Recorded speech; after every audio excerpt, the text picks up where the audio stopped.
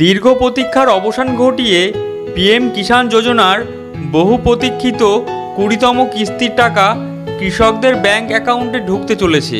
তবে শুধুমাত্র নাম নিবন্ধিত থাকলেই হবে না, বরং এই কিস্তির টাকা পেতে গেলে মোবাইল নাম্বার আপডেট করতে হবে, না হলে মিস হতে পারে 20তম কিস্তির টাকা।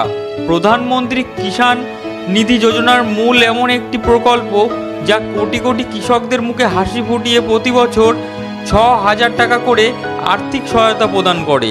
আর 2025 সালে জুলাই মাসে এই প্রকল্পের 20তম কিস্তির টাকা আসতে চলেছে, যার মাধ্যমে কৃষকরা তাদের ব্যাংক অ্যাকাউন্টে 2,000 টাকা করে পাবেন।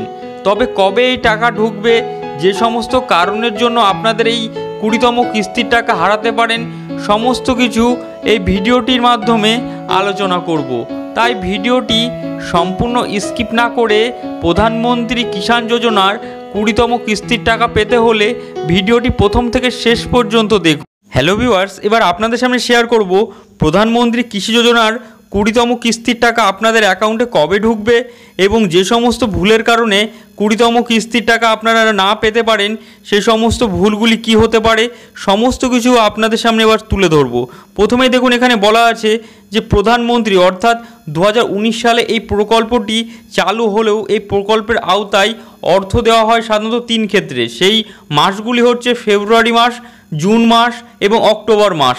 শেষবার 19তম কিস্তি এসেছিল ফেব্রুয়ারি মাসে, আর এবার এই জুন মাস পার হয়ে গেলেও টাকা ঢোকেনি। তবে বেশ কিছু সূত্রে বলছে জুলাই মাসের প্রথমেই প্রধানমন্ত্রীর হাত ধরে 20তম কিস্তির টাকা কৃষকদের ব্যাংক অ্যাকাউন্টে ঢুকবে। এছাড়াও অনেকে হয়তো জানে না যে মোবাইল নাম্বার যদি বন্ধ হয়ে যায় বা পরিবর্তিত বা কোনো ভুল হয়ে যায় তাহলে কিস্তির টাকা আটকে পর্যন্ত যেতে পারে। এমনকি নোটিফিকেশনে ওটিপি, স্ট্যাটাস জানার আপডেট সব কিছু ওই নাম্বারের উপর ভিত্তি করে থাকে। অর্থাৎ যদি আপনাদের নতুন কোনো সিম কানেকশান নেন বা আগে যে নাম্বারটি দিয়ে আপনাদের কিষাণ যোজনার রেজিস্ট্রেশন ছিল সেই সিম কার্ডটি যদি হারিয়ে যায় তাহলে আপনাদের যে করণীয় কাজটি করতে হবে, এই করণীয় কাজটি না করলে কিষাণ যোজনার পরবর্তী কিস্তির টাকা আপনারা নাও পেতে পারেন। প্রথমে যে কাজটি আপনাদেরকে করতে হবে যে প্রধানমন্ত্রী কিষাণ যোজনা যে অফিসিয়াল ওয়েবসাইট আছে সেই অফিসিয়াল ওয়েবসাইটে আপনাদেরকে ভিজিট করতে হবে। সেই অফিসিয়াল ওয়েবসাইটটি হচ্ছে pmkishan.gov.in। এই অফিসিয়াল ওয়েবসাইটে আপনাদেরকে ভিজিট করে পরবর্তী কাজটি করতে হবে। একটি অপশান থাকবে, যে অপশানটি হচ্ছে আপডেট ইওর মোবাইল নাম্বার, অর্থাৎ আপডেট ইওর মোবাইল নাম্বার যে অপশানটি আছে সেখানে আপনাদেরকে পরবর্তীতে টাচ করতে হবে। এই আপডেট ইওর মোবাইল নাম্বারে আপনাদেরকে ক্লিক করলে রেজিস্ট্রেশন করার আধার নাম্বার ইনপুট করতে হবে, অর্থাৎ আপনাদের যে আধার নাম্বার এবং রেজিস্ট্রেশন করে নতুন করে ইনপুট করতে হবে। এই কাজটি করা হয়ে গেলে আপনাদেরকে তার পরবর্তী যে ক্যাপচা কোড দিয়ে সার্চ অপশানকে ক্লিক করতে হবে।